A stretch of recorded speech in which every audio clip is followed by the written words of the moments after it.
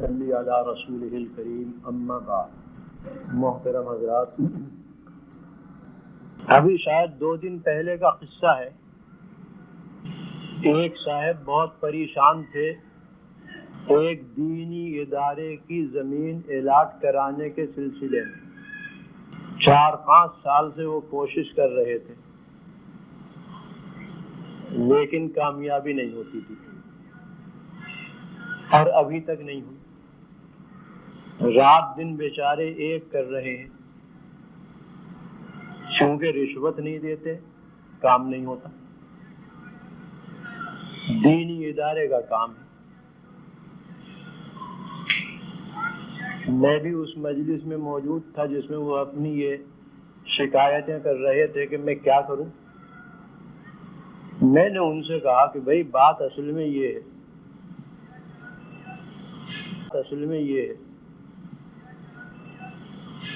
کہ اس دنیا میں تو زمین کا قطع الاٹ کرانا مشکل ہے.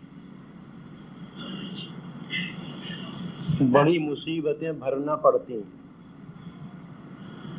اور پھر بھی کامیابی ہو نہ ہو.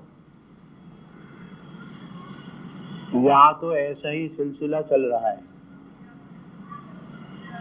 لیکن جنت میں قطع الاٹ کرا لینا آسان ہے. جنت کی زمین کو الاٹ کرا لینا آسان ہے ہر مومن کے لیے. نہ صرف آسان ہے بلکہ بہت زیادہ شاندار ہے. یہاں کی جو زمین الاٹ ہوتی ہے وہ عام طور پر 99 سال کے لیے کرتے ہیں یا کیا کرتے ہیں اللہ ہی بہتر جانے.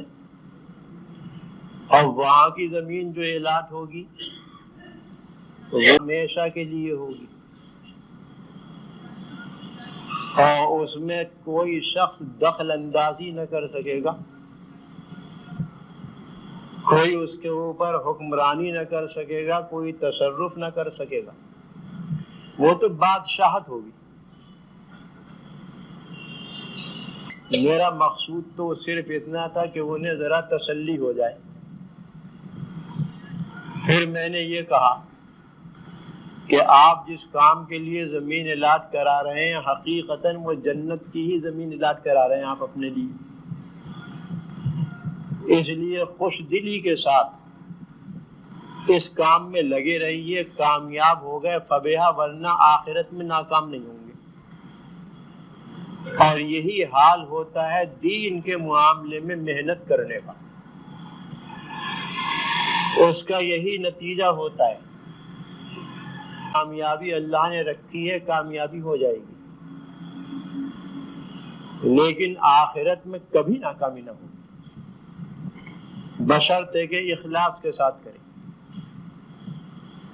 تو میرا تو مقصود صرف اتنا تھا کہنے کا ان سے، لیکن چونکہ یہ بھی 2-3 دن پہلے کی بات ہے، میرے دل پر یہ جمی ہوئی تھی اور اس بات کا قلق بھی تھا کہ نیک کاموں کے لیے کوئی شخص حمایت کرنے کے لیے جبکہ وہ قانون کے مطابق ہے، پیسے دے رہے ہیں، تمام قانونی تقاضے پورے کر رہے ہیں، تیار نہیں.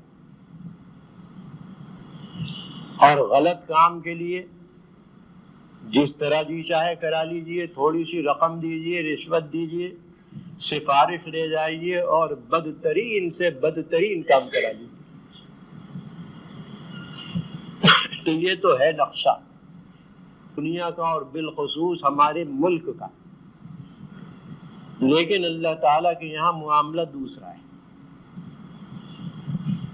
وہاں تو لوگوں کے دل دیکھے جاتے ہیں، نیت دیکھی جاتی ہے، ان کے اعمال دیکھے جاتے ہیں، ان کے مال نہیں دیکھے جاتے، شکل و صورت نہیں دیکھی جاتی، عہدہ اور منصب نہیں دیکھا جاتا.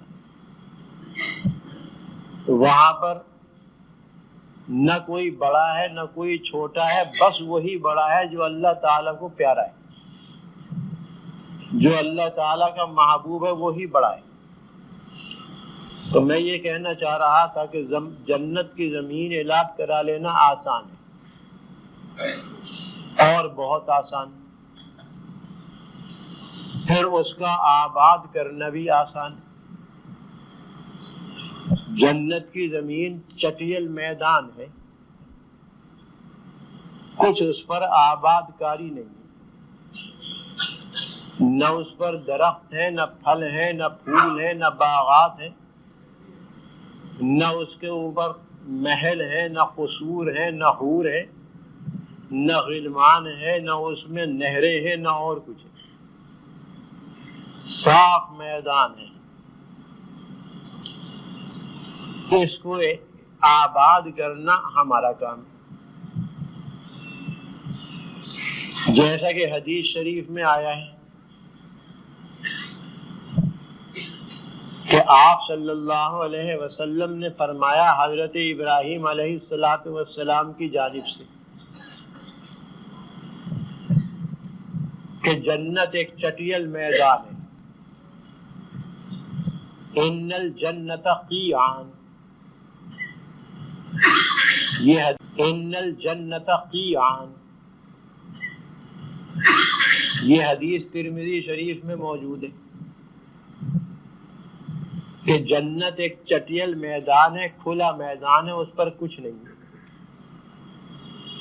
لیکن اس کے اندر صلاحیت بڑی بہترین،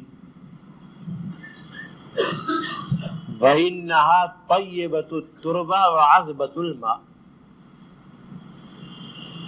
بڑی زرخیز زمین ہے اس کی، ادھر ڈالو ادھر نکلے،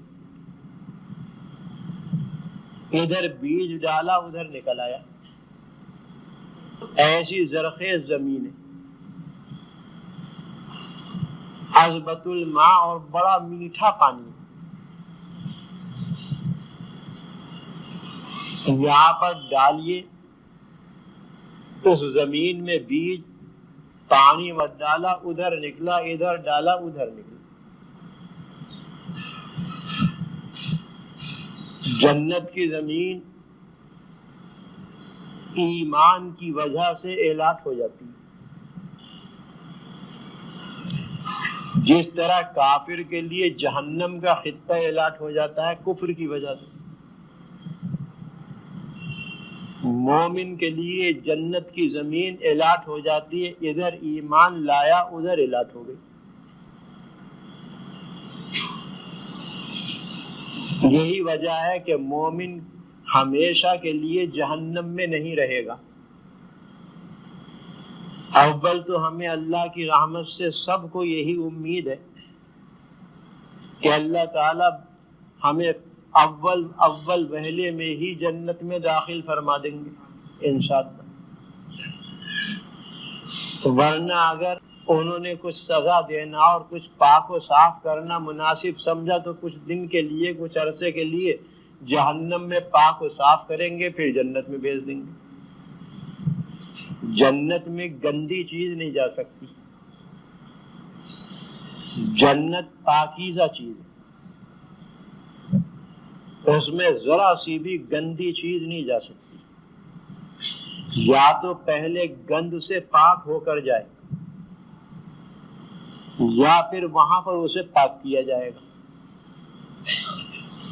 دنیا میں اگر وہ گندگی سے پاک ہو گیا ہے تو امید ہے اللہ تعالیٰ کی رحمت سے کہ اول وہلے میں ہی جنت میں داخل کر دیا جائے گا۔ زندگی میں اور دنیا میں جو پاکی حاصل ہوتی ہے گندگی سے، وہ سچی توبہ سے ہوتی ہے۔ سچی توبہ انسان کے لیے تمام گندگیوں سے پاک کر دینے والی چیز ہے، کیونکہ معصیت، نافرمانی، گناہ اور کفر و شرک گندگی ہے، یہ نجاست ہے، یہ غلاظت ہے، اور یہ میں خود نہیں کہہ رہا بلکہ حدیث شریف میں اس کا مضمون آیا ہے۔ جتنے بھی گناہ ہیں، جتنی نافرمانیاں ہیں، وہ سب گندگی، بڑی غلاظت ہے ان میں، بڑا تعفن ہے، بدبو ہے، اور ہر ایک گناہ کی بدبو الگ الگ ہے۔ فرشتے اس بدبو کو محسوس کرتے ہیں، ہمیں محسوس نہیں ہوتی۔ جس طرح نیکیوں میں اور اللہ کی عبادتوں میں خوشبو ہے، پاکیزگی ہے، اور ہر عبادت کی خوشبو الگ الگ ہے، اور فرشتے اسے بھی پا لیتے ہیں کہ یہ گناہ جتنے بھی ہیں یہ سب کے سب گندگی ہے۔ اس دنیا کی زندگی میں اس گندگی سے پاک ہونے کا طریقہ ہے سچی توبہ۔ یہ تمام گندگی کو دور کر دیتی ہے۔ سچی توبہ تو اتنی بہترین چیز ہے کہ سب سے زیادہ غلیظ گندگی کفر و شرک کی ہے، لیکن پاک و صاف ہو گیا، اب اس میں گندگی باقی نہیں، اب وہ پاکی، لہذا یہاں سے قدم اٹھائے گا اور سیدھا جنت میں۔ لیکن اگر ایسا نہیں ہوا اور وہ اپنے گناہوں کی نجاستیں اور گندگی ساتھ لے کر چلا گیا دنیا سے، اور ہے وہ مومن، تو اس کو اسی حال میں جنت میں داخل کرنا نہ مناسب ہے نہ ہونا چاہیے، کیونکہ جنت میں تو ذرا سی گندگی نہیں جا سکتی۔ اس لیے ضروری ہے کہ اس گندگی کو پاک و صاف کیا جائے، اس کو بھٹی سے نکالا جائے۔ سونا ہوتا ہے، چاندی ہوتی ہے، آپ حضرات خوب جانتے ہیں، ان میں میل کچیل ہوتا ہے، مٹی ہوتی ہے، پتھر کے ریزے، ان میں میل کچیل ہوتا ہے، مٹی ہوتی ہے، پتھر کے ریزے ہوتے ہیں۔ سونا جب کان سے نکالا جاتا ہے تو پاک و صاف نہیں ہوتا، اس میں بڑی آمیزش اور ملاوٹ ہوتی ہے مٹی کی اور دوسری چیزوں کی۔ میں نے تو دیکھا نہیں لیکن سنا ہے بہرحال کہ پتھر کے بیچ میں ہوتے ہیں اس کے ذرات، پتھر ٹوٹتا ہے اور اس کے ساتھ مٹی بھی ہوتی ہے، پتھر کے ٹکڑے بھی ہوتے ہیں، سبھی کچھ ہوتا ہے۔ پھر اس سونے کے میل کچیل کو دور کرنے کے لیے بھٹی سے نکالا جاتا ہے، بھٹی سے وہ کندن ہو کر نکلتا ہے، چمکدار ہو کر نکلتا ہے، کوئی میل اس کے اوپر اندر نہیں ہوتا۔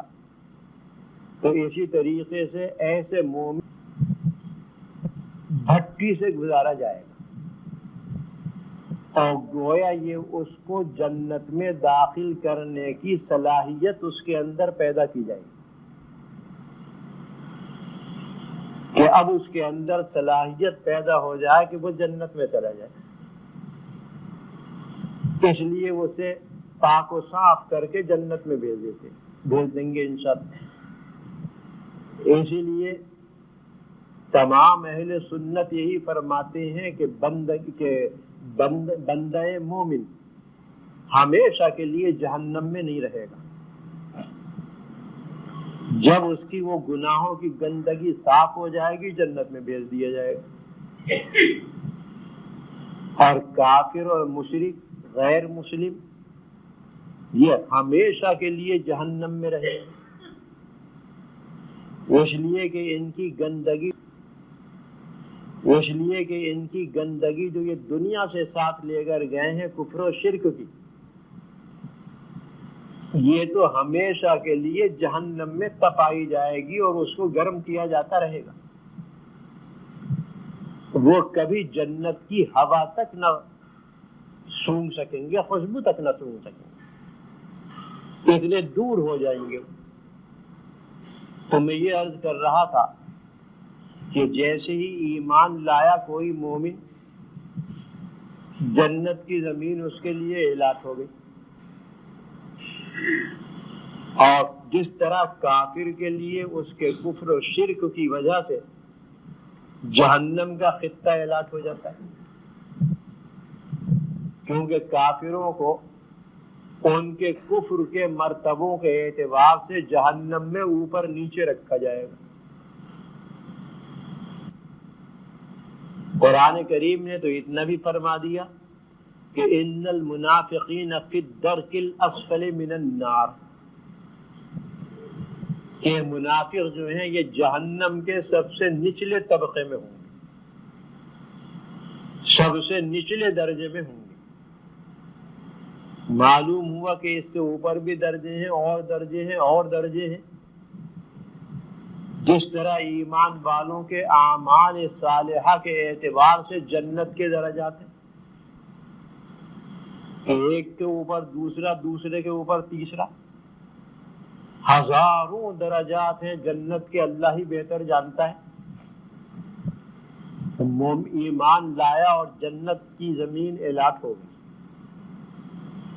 کافر ہوا اور جہنم کا خطہ اس کے نام پر الاٹ ہو گیا۔ اب یہاں سے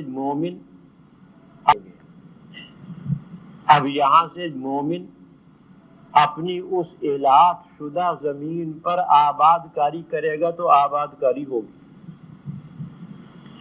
نہیں کرے گا نہیں ہوگی۔ خطہ تو موجود ہے لیکن خالی خطہ کیا، اس میں آباد کاری ہونا چاہیے۔ یہ آباد کاری جنت کی ہوگی اعمال صالحہ سے، اور جہنم کا وہ خطہ جو الاٹ ہوا ہے کافر کے لیے، اس کی آباد کاری ہوگی اس کے گناہوں سے اور اعمال بد سے، وہاں وہ آباد ہوتا رہے گا۔ جنت کی آباد کاری ہر مومن کے اختیار میں، اللہ نے ایمان، لیکن اس کی آباد کاری ہمارے اوپر ڈال دی کہ زمین ہم نے دی، آباد تم کرو۔ آباد نہیں کرو گے محروم رہو گے۔ وہ دوسری بات ہے کہ اللہ تعالیٰ اپنے فضل و کرم سے نواز دے۔ حدیث بخاری کے اندر آیا ہے اور دوسری کتابوں میں بھی وہ حدیث موجود ہے کہ جہنم سے سب سے آخر میں نکلنے والا شخص اور جنت میں سب سے آخر میں داخل ہونے والا شخص میں پہچانتا ہوں، آپ نے فرمایا۔ اللہ تعالیٰ نے علم دے دیا، آپ کو بتا دیا یا دکھلا دیا۔ جہنم سے سب سے آخر میں نکلے گا یعنی ایمان والوں میں نکلے گا یعنی ایمان والوں میں، اور جنت میں سب سے آخر میں داخل ہو۔ تفصیل سے ہے یہ روایت، یہ حدیث شریف، کہ اسے جہنم سے نکال کر آراف پر کھڑا کر دیا جائے گا۔ آراف کو آپ جانتے ہی، ہر مومن تقریباً اس سے واقف ہے کہ یہ ایک دیوار ہے جنت اور جہنم کے درمیان، جس پر کھڑے ہونے والے کو کبھی جہنم کی تپش اور سوزش محسوس ہوگی، کبھی جنت کے بہترین قسم کی ہوا کے تپیڑے اس کو لگیں گے۔ کچھ دیر تک تو وہ کھڑا رہے گا، پھر کہے گا کہ اے رب مجھے یہاں سے ہٹا، اور سوزش جو آ رہی ہے اس نے تو مجھے جھلس کر رکھ دیا، اس نے تو مجھے جلا دیا، مجھے یہاں سے ہٹا۔ اللہ تعالیٰ فرمائیں گے کہ تو یہ عہد کر کہ اس کے بعد کوئی درخواست نہ کرے گا، کوئی اور سوال نہ کرے گا۔ وہ عہد کرے گا کہ بالکل مجھے منظور ہے، بڑا عہد کرتا ہوں، پیمان کرتا ہوں، وعدہ کرتا ہوں، اور کوئی سوال اس کے بعد نہ کروں گا۔ چنانچہ اس کو وہاں سے ہٹا کر جنت کے قریب کر دیا جائے گا۔ اب وہ جنت پر نظر ڈالے گا، وہاں کی زینت، وہاں کی رونق، وہاں کی وہاں کا سرور، وہاں کے حالات دیکھے گا، کچھ دیر تو خاموش رہے گا، پھر کہے گا کہ اے رب کے دروازے تک پہنچا دے۔ اللہ تعالیٰ فرمائیں گے کہ تو انسان آدمی ہے نا، بڑا غدار، وعدے کرتا ہے اور توڑتا ہے، حالانکہ اللہ کو منظور ہے یہی کہ ایسا ہو۔ وہ کہے گا کہ بس یہ اور میری درخواست قبول کر لے، اس کے بعد کچھ نہ کہوں گا۔ اب وہ جنت کے دروازے پر پہنچا دیا جائے گا، تھوڑی دیر صبر کرے گا، پھر کہے گا کہ اے رب مجھے داخل کر دے۔ بہرحال اس کو اجازت ملے گی داخل ہونے کی، جھانک کر کہے گا کہ اے رب یہ تو بھری ہوئی ہے، میں کہاں جاؤں؟ اللہ تعالیٰ فرمائیں گے کہ جب داخل ہو جا، تجھے میں نے ایسی جنت دی کہ جو دنیا سے 10 گنا بڑی ہے، اس میں داخل ہو جا۔ یہ ہے جنت کا خطاب، کس کے لیے؟ جو سب سے آخر میں داخل ہو رہا ہے، یعنی ہمارے اعتبار سے وہ ایمان والوں میں سب سے کم درجے کا ہے۔ وہ تو اللہ ہی جانتا ہے کون کم درجے کا ہے، کون اونچے درجے کا ہے۔ بہرحال اس حدیث سے معلوم ہو رہا ہے کہ سب سے کم درجے کا ہے،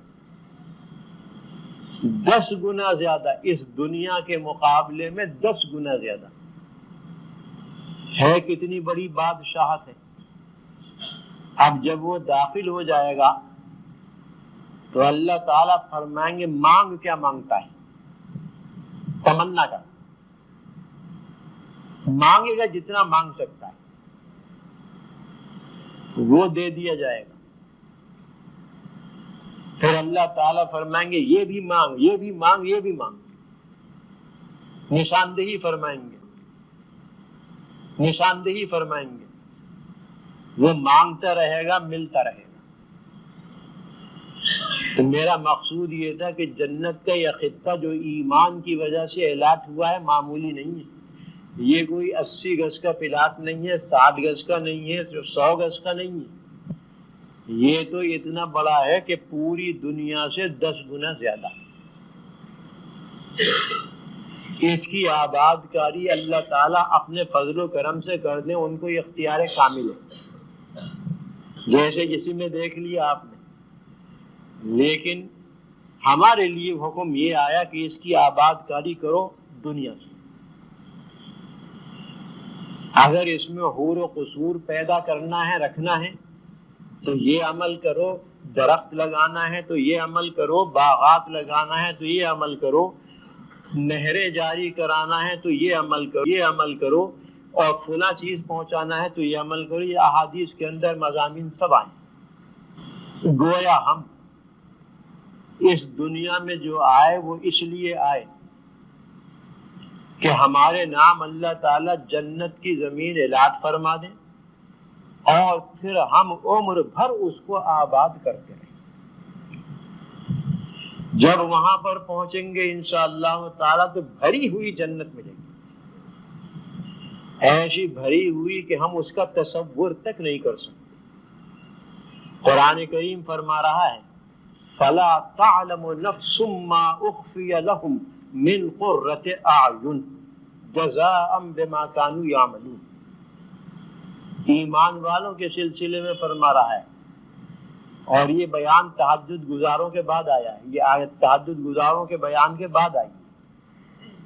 تو فرما رہا ہے کہ فلا گزاروں کے بیان کے بعد آئی ہے، تو فرما رہا ہے کہ فلا تعلم نفس ما اخفی لهم من قرۃ اعین، کسی کو پتہ نہیں کہ ہم نے ان کے لیے کون کون سی نعمتیں جنت میں چھپا کر رکھی ہیں، جنہیں دیکھ کر ان کی آنکھیں ٹھنڈی ہو جائیں گی۔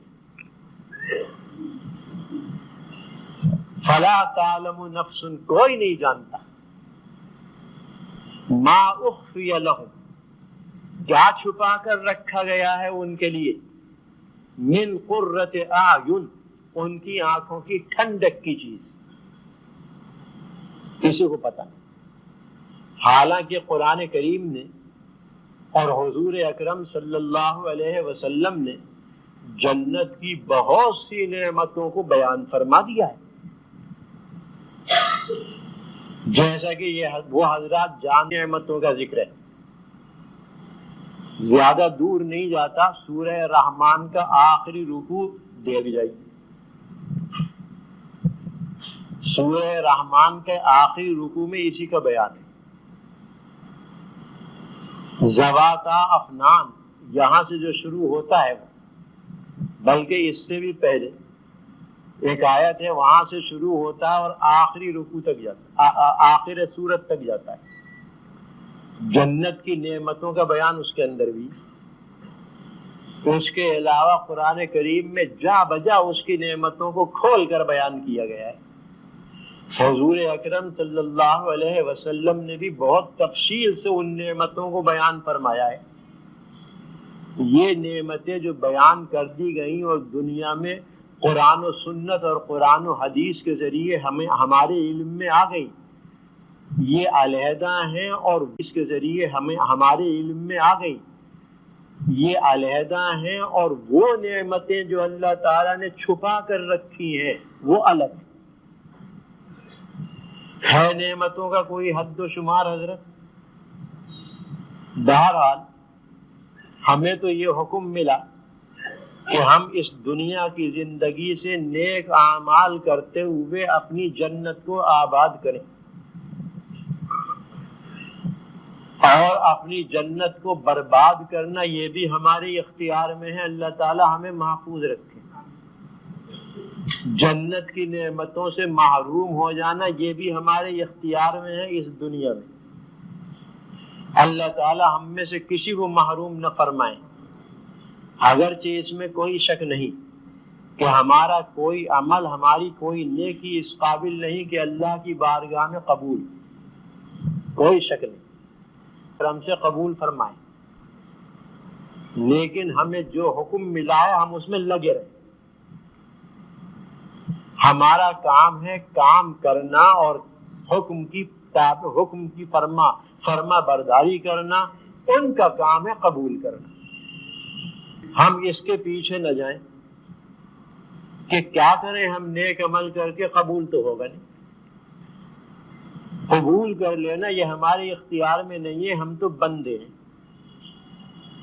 بندے کا کام تو یہ ہے کہ جو کام جس کام میں لگا دیا لگا ہوا ہے، اچھا کر رہا ہے سو کر رہا ہے، برا ہو رہا ہے سو کر رہا ہے، اپنی صلاحیت، اپنی طاقت، اپنی استعداد کے مطابق جیسا بھی وہ کام کر رہا ہے بہرحال لگا ہوا ہے۔ اور اللہ تعالیٰ کو وہی بندے پسند ہے جو لگے رہتے ہیں، پسند ہے جو لگے رہتے ہیں، اور وہ اپنے فضل و کرم سے ان کی محنتوں کو قبول بھی فرما لیتے ہیں۔ وَكَانَ سَعْيُهُمْ مَشْكُورًا، اور ان کی محنتیں اللہ کے یہاں مقبول ہیں۔ یہ خیال بالکل نہ کرنا چاہیے، بلکہ جنت کی آباد کاری کی فکر میں رہنا چاہیے۔ ہم نہیں جانتے کہ ہمارا کون سا عمل ایسا ہے کہ جنت میں بہترین قسم کی آباد کاری کر دے، ہم نہیں جانتے، اللہ جانتا ہے۔ اس لیے ہمیں تو اس کام میں لگے رہنا چاہیے۔ بس ایک بات کہہ کر ختم کرتا ہوں کہ اگر جنت میں محل بنوانا ہے تو حضرات وہ یہیں سے بنیں گے۔ ان محلات کی تعمیر یہ اینٹ گارے سے تو نہیں ہوتی، البتہ وہاں تو موتیوں سے، سونے چاندی سے ہوتی، مشک و زعفران سے ہوتی ہے، اینٹ گارا وہاں پر نہیں ہے۔ وہاں وہ چیزیں جتنا بہترین عمل ہوگا اتنی ہی خوشبودار مشک وہاں پر مسالہ بنے گی، جتنا اخلاص کے ساتھ عمل ہوگا اتنا ہی بہترین چمکدار موتی اس کی اینٹیں بن جائے گا۔ تو یہ کام ہمیں یہیں سے کر کے بھیجنا ہے۔ حدیث شریف میں آیا ہے من صابر علی 12 رکعتا فی اليوم واللیلہ بنى اللہ لہ بیتا فی الجنہ، کہ جو پابندی سے رات میں پڑھتا رہے 12 رکعتیں سنت دن اور رات میں پابندی سے پڑھتا رہے، تو اللہ تعالیٰ اس کے لیے جنت میں یہ 12 رکعتیں وہی ہے جو ہم پڑھتے ہیں اور آپ پڑھتے ہیں، ہر نمازی پڑھتا ہے، فجر سے پہلے، ظہر سے پہلے، ظہر کے بعد، مغرب کے بعد اور عشاء کے بعد، جو سنت مؤکدہ کہلاتی ہیں، یہ 12 رکعتیں۔ اب ذرا سوچ لیں ہم کہ سنت کو یہ کہہ کر چھوڑ دینا کہ یہ تو سنت ہے، گناہ تھوڑا ہی ہوگا، نہیں پڑھتے، کس کا نقصان کر رہے ہیں؟ ایک تو یہ کہ نقصان یہ ہوا کہ وہ محل نہیں بنا جو بننا چاہیے تھا روزانہ۔ دوسرا نقصان یہ کہ آخرت میں حضور اکرم صلی اللہ علیہ وسلم کی شفاعت سے کہیں محرومی نہ ہو جائے، کیونکہ سنت ترک کرنے والے کا یہی حکم ہوتا ہے کہ آخرت میں حضور کی شفاعت سے محروم نہ ہو جائے۔ یہ کتنا بڑا نقصان ہے۔ یہ کہہ دینا تو بہت آسان ہے کہ سنت ہی تو ہے، لیکن اس کے کیا نتائج ہیں ان پر غور کیجیے۔ تو حضرت اور بھی بہت سی حدیثیں ہیں ایسی کہ جن میں ان اعمال کا ذکر آیا ہے جن سے جنت میں خاص چیزوں کی آباد کاری ہوتی ہے۔ محلات کا ذکر تو میں نے یہ کر دیا، ایک اور حدیث بیان کر صلی اللہ علیہ وسلم نے فرمایا کہ جو شخص 10 مرتبہ قل هو اللہ پڑھ لے اخلاص کے ساتھ، اللہ تعالیٰ اس کے لیے ایک محل جنت میں بنا دیں گے۔ کون سے نمازی کو قل هو اللہ یاد نہیں ہے؟ فاروق اعظم حاضر تھے خدمت میں، خوش ہو گئے، عرض کرنے لگے اذن نکثر یا رسول اللہ، اب تو ہم بہت سے محل بنوا لیں گے۔ آپ نے فرمایا اللہ اوسع، اللہ کے یہاں بہت وسعت اور فراخی، بنواؤ، کتنے بنواتے ہو؟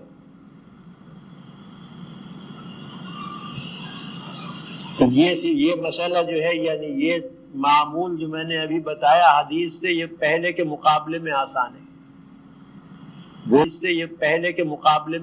ہے، وہ تو 12 رکعتیں ہیں دن اور رات میں، یہ 10 مرتبہ قل هو اللہ،